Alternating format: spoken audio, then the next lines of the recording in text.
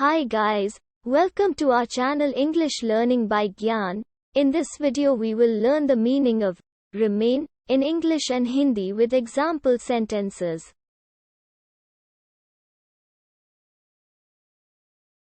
Meaning of remain in English is continue to exist, especially after other similar people or things have ceased to do so.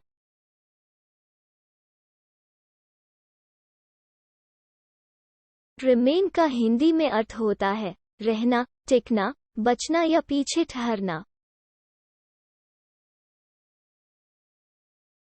Example sentence: He remained silent for a while. वो कुछ देर चुप रहा.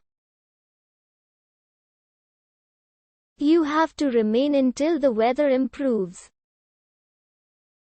मौसम में सुधार होने तक आपको अंदर रहना होगा. The situation remains unchanged. स्थिति अपरिवर्तित बनी हुई है.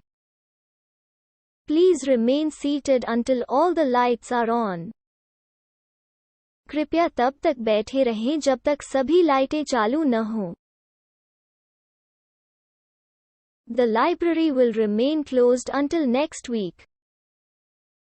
पुस्तकालय अगले सप्ताह तक बंद रहेगा.